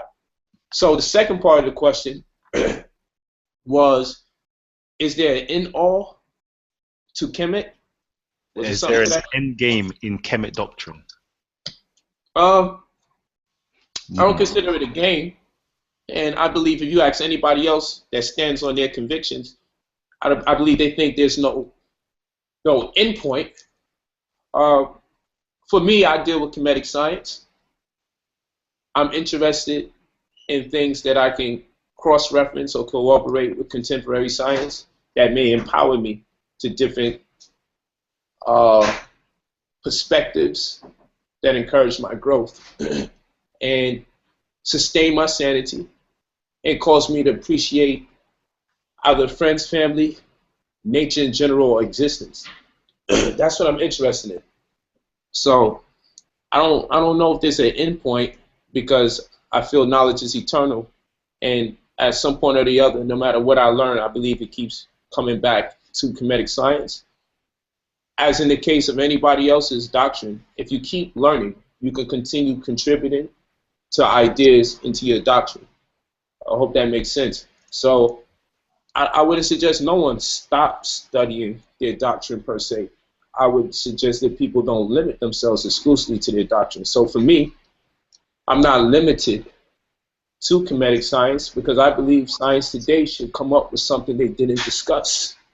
I also feel like science today, their recordation of what has transpired has been embellished upon and misappropriated, in the sense that they do not want to confess that a lot of what we've learned today via contemporary science has come from the teachings of antiquity, of our ancestors. I believe they're not coming clean. When they have these new findings, there's no way we can study and find out, oh, the Egyptians did this, oh, these ancient peoples did that.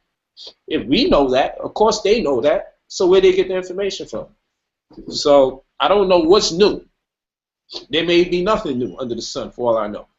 When science comes with something new, I tend to see if Kemetic science corroborates it, or I just appreciate it as standing alone, and see if there's any connectivity to that information and what I'm already standing on. So there's no end game. Knowledge is eternal, and I'm going to continue studying. It's not a phase or facade. I'm not locked in to nobody's organizational belief system, nor does our community, New Covenant, have an organizational belief system. Right. You know what?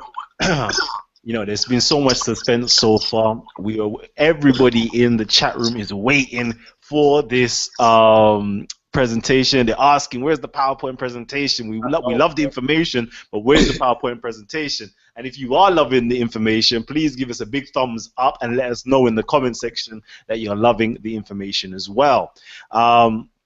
Real quickly, I'm going to let Polight get himself ready to cast that presentation for us, or show us some snippets from that presentation, and talk about his trip to Israel as well. But before that, if you lot are new to the channel and have no idea about the channel, we do loads of conscious lectures, interviews, discussions, debates, and all different types of dialogue on all controversial topics, all relevant topics that is affecting our community. You know, we've got a speakers corner section where we have debates going on from people all around the country, even all around the world, come to this particular corner and congregate to have dialogue and have debates. You know what? One of my good friends, Wali Attab, he's actually featured. He's a featured artist that you will hear him, you know, kind of at the beginning of the videos or right at the end of the videos, you know what, with that March, Sick Falcon. All right, listen, you need to go in, click it, listen to it,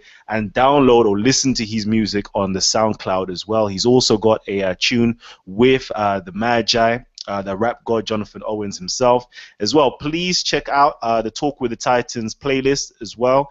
We've got fantastic shows on there as well. We've got Red Pill, Blue Pill, Brother Polight. You know what? The great doctor, the living legend, Dr. Charles Finch is on there as well.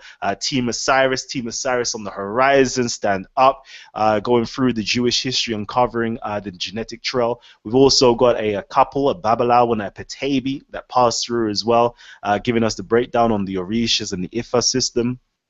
We've also had Gano Grills. We've also had another Babalawo from Nigeria actually come on to the show as well. Dr. Ali Muhammad, ISUPK has passed through as well. You know what? There's been so many great titans that's actually passed through the studio. So please, when you have chance and when you have time, please subscribe to the channel and actually check out all the great shows that we do have as well. Oh yeah, might as well give myself a little shameless plug. Yeah, check out my channel if you are interested in the Kemetic doctrine, interested in the Medu Netta, and interested in the Kemetic literature itself. Check out the 42 Laws of Ma'at, the Negative Confessions. That's me there reading from the Medu Netta and actually giving a translation and giving a breakdown of class on that. And yeah, just check it out. Check it out. Actually, I don't even want to go through too much more because I want to get started with this presentation with Brother Polight.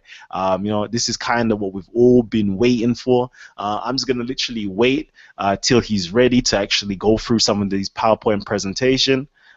So whilst we're actually there waiting for him to get ready, I'm actually gonna, let me see what question we have here. Okay, appreciate you to Gian Nicholson. Enough love to you as well. You know what? I gotta give a big shout out to my brother Reggie, Dr. Reggie. You know what? Dr. Reggie, literally when I got down to Harlem, 125th Street, he literally took me for the tour. Around Harlem first and foremost. Then he actually took me into the museum with Roy Bay. Shout out to brother Roy Bay, more Stand Up.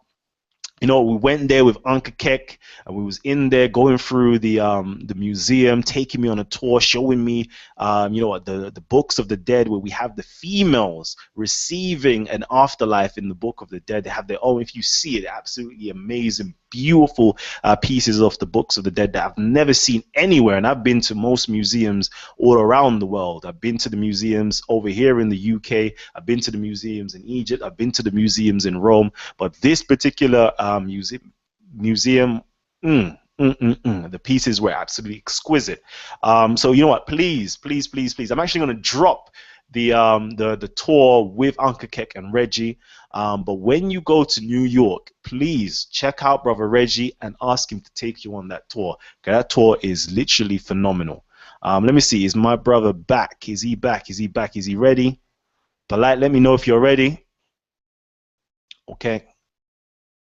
All right. I'm going to wait till Brother Polight is ready. Who we've got here? We've got HKTH, Brother Terry. I know you do tours as well, right? Yep, I do tours all day long. And not only that, we take people onto the blue plaques, because most of the blue plaques give you the signs of where most people are. Like Marcus Garvey, Kwame Nkrumah, Frederick Douglass, where they all lived in the UK. And even you got Bob Marley and things like that. As well as you got the whole hidden secrets in the Victoria and Albert Museum of a lot of the Moors, like the Duke of Florence. So we've got a lot over here. That's right. That's right. You know what? And it was, I think Brother Polight is ready. Let me know if you're ready. Yeah, I think he's ready. All right. So yeah, I'll just ask you to mute your mics. We've got over 500 people tuned in right now. So I'm going to ask you lot as well to please give us a big thumbs up. And if you're new to the channel, please hit the subscribe button down below, because we've got amazing shows like this that takes place literally every week. I think I've been doing like 2 shows a day. You know what? Since I've actually come back from New York, we've done like 2 shows with Brother Tazariak and Polight. We've done another show with you know, Red Pill, Blue Pill, Loaded Lux, Brother Polight. I swear now it's like there's 2 shows every night. It's crazy. So please tune in and subscribe, because we've got loads of shows popping up, and you definitely want to receive it in your feed as well. So when you subscribe, please hit the little bell on top to be notified for future shows as well. So yes, Brother Polight, if you're ready, the floor is all yours. Yeah, my bad, bro. I just had to get some salad, man. I had to get some of this salad here. Woo. Gotta do that. After all them coconuts, gotta get some salad, some berries and melons. Keep me going. Yeah,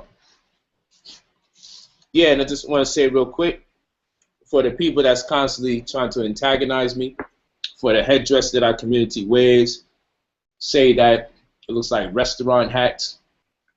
I just wanted to say these people are an embarrassment to the community. 1 minute, they say don't wear European clothing.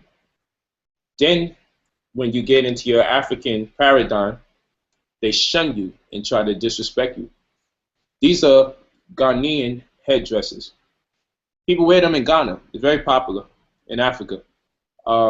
People also wear them in Nigeria. Some even wear it in South Africa. When they pattern European clothes and then make people who cook food wear these headdresses, you never take a second to think maybe they're trying to demean us, so that when you see those people wearing those type of regalia for when they're cooking, that it'll do exactly what it's doing now to you. You'd rather wear fit cap, because your reference for this, because you're not educated, is that that's restaurant hats. You see how that works? Oh, I feel horrible sometimes. I don't argue with these people. I genuinely be feeling bad. Like, damn, your reference point for this is Burger King? Are you serious? Yo, you look like, no, the people in Burger King are emulating something that existed in Africa first, where commanders wore them. You understand what I'm saying? Where titans wore these headdresses. And it's a shame that black people can't even identify their culture when it's right in front of their face. And they believe that their culture began in a fast food market. You people are nuts. You know, you have to work on your education.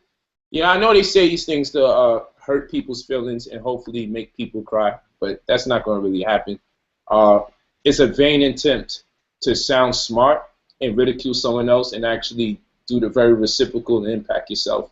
So again, it's African culture. You know, people say debate white people, you debate white people. Hey, debate the young brother that's angry with you. It's like, yo, you just said debate white people. Nah, that white guy's not real.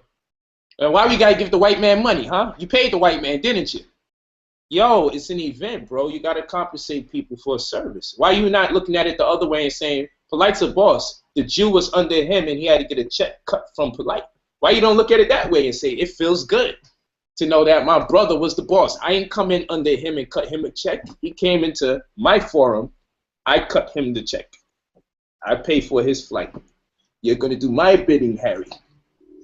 Made me feel good to underpay a Jew. After all, they made a religion out of underpaying us. I give you the quote again if you need it. Yo, you guys got to see it the other way around. Stop seeing the negative all the time. Say some positive taking place here. Our brother was a Jew's boss. Okay, the Jew came to his forum. He cut the Jew a check. The Jew was complaining about how much money he got paid. Yo, don't you see the comedy in this shit? The Jew was complaining that he got underpaid by a black man. Harry, you keep talking. Them Jews gonna tear your ass up when you get home, man. Yo, that nigga ain't pay me enough. Yo, the world is changing when you got Jews complaining that a brother ain't pay him enough. This shit is changing, family. You gotta see the satire in this whole situation where Jews are complaining that they're being underpaid by black people. When they run to black people saying, you know, this isn't right. They didn't treat me fair. Black people complain that they're being underpaid. Yo, man, you guys are so upset so much that y'all don't realize when you should be happy. You got to realize when you should be laughing. You angry when you should be laughing. And again, family, it's not a good time for me to be debating no brothers. We should be celebrating as a community and just appreciating. Who's this guy? What's up, man? Just popped up out of nowhere. Which just felt like a scary movie. That's the brother Black Eyes TV from the UK. He's got another great YouTube channel as well. Big up. Yeah, so I'm gonna start working on this PowerPoint, but yeah, man, it's not the time for us to get together in contention. If a brother's extremely angry and upset, it's not a good time to debate him. Let's let him calm down first, you know, and let's have a good conversation. So we'll do it sometime later on. Just need the brother to calm down and present his thoughts a lot more accurately. I'm not even talking about scholarship. I'm talking about his feelings. I want him to be able to present himself, represent himself better. He's younger, so I'm not going to knock him and tear him down. I'm going to try to do my best to give him as much advice as possible to make him better be able to demonstrate his thoughts without misrepresenting himself or his race. That's all. Let's see. Right now, I'm not going to lie. I had so much fun beating up on Harry. I don't know if I'm interested in dealing with the brothers, man, because I can go all the way in with these white folks, man.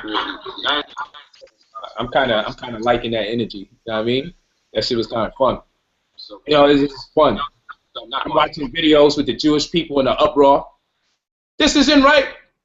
This debate is illegal in some countries. You should see the type of shit that I'm watching. They are crying like yo, black people took slavery like this. I'm sorry, I can't do the PowerPoint. We took slavery, and we still volunteering for more slavery. This how, yo, we took slavery like this. Pat on the back, I'm still going to send my children to your school and learn. You know what? Black people that tell you, just leave it alone, it happened in the past. Let's all work together. These motherfuckers can't handle losing a debate. You see, the Boondocks was right when they made that cartoon where they tried black people enslaved white people and had to get rid of those motherfuckers because they made horrible slaves. They didn't even know how to be slaves right. They was just complaining, groaning. Them some lazy motherfuckers. We had to just free them from slavery. This is some real talk.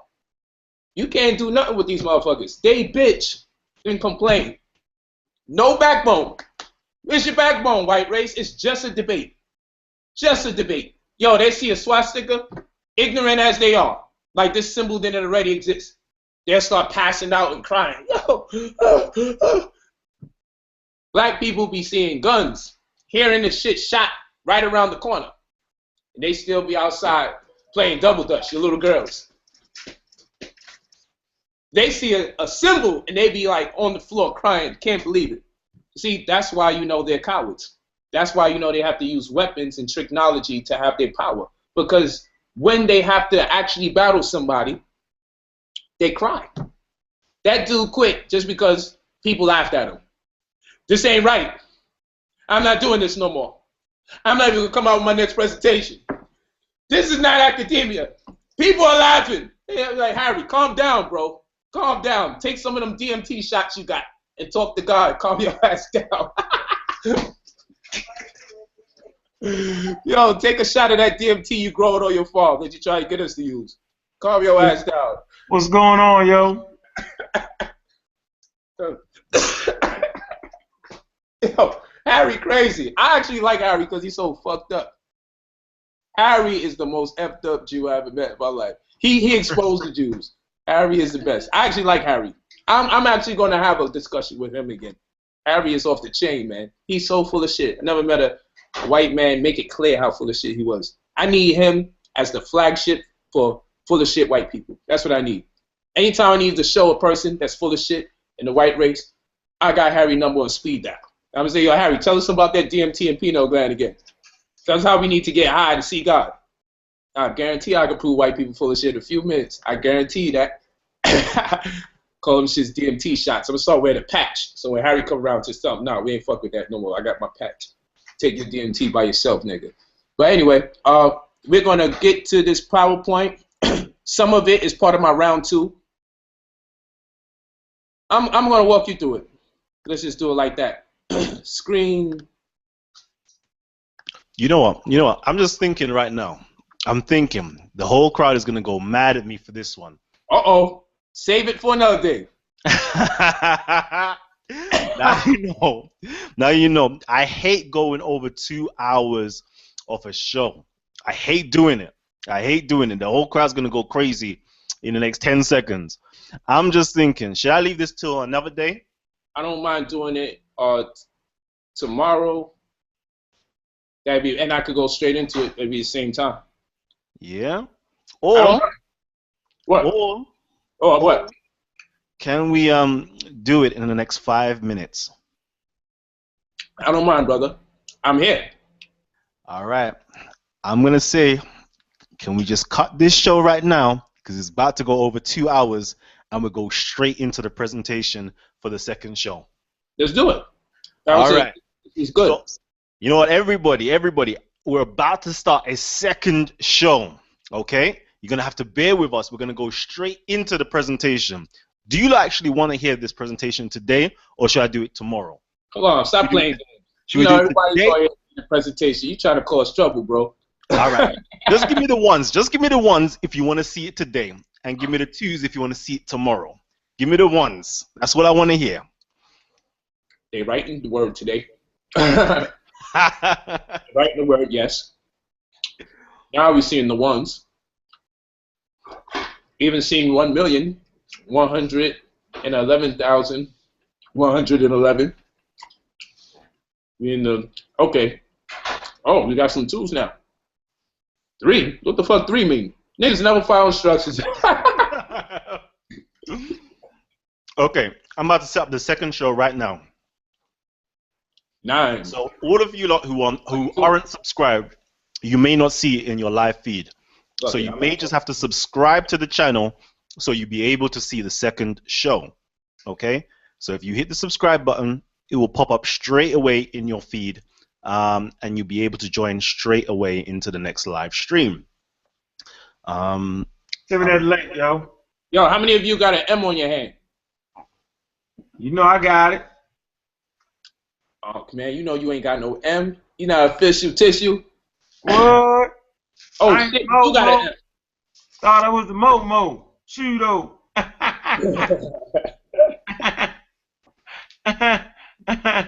I give up, yo. That was funny as hell out there in New York with the M, yo. I think my shit a W, though. Yeah, you turn it upside down. Oh, that's what's happening. That's what's happening. Crazy, yo. Yo, brother Polight, you still there? Right here, sir. Hey, peace, King. This is Wally, man. Sick the Black Falcon. Been trying to get up with you for like the last week. I lost my phone last week when I was talking to you with Sinetta about you coming out here to Vegas. Oh, wow. I definitely deal with Vegas, bro. I'm going to be out there for the Pacquiao fight. Yeah, you was telling me about the health center that you had just got started up, and I was trying to meet up with you. I was telling you about the music that I had going on down here. Yeah, I'll be all over there. I'm going to be out there. What you do, if you go to Brother Polight, Facebook? Yep. Yeah, send me your math and everything over there. We connect when I get to Vegas. I'm going to be out there on the 9th. I think that's that fight with Pacquiao and Bradley. Okay. So I'm going to be out there for the weekend. I got you. Oh, you can see that.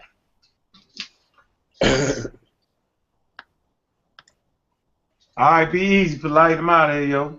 You out? You getting back on? You out for good? What's up? Yeah, I'm gonna get back on the other one when he send me the link. Yeah. Go get this food for my children, yo. What you doing being a real man? I gotta do that, yo. That community don't need no real men. All right, I'm going to quickly just close the show, and we're going to post a new link. Either go to the Talk with the Titans Facebook page, go to the Armin Ross Squad Facebook page for the link, or go to Kalam SPL for the YouTube link as well. Otherwise, if you're already subscribed, you're going to see it straight away in your live feed. All right, this has been Talk with the Titans signing out. You're going to see part 2 very soon. Yo, did you send me something?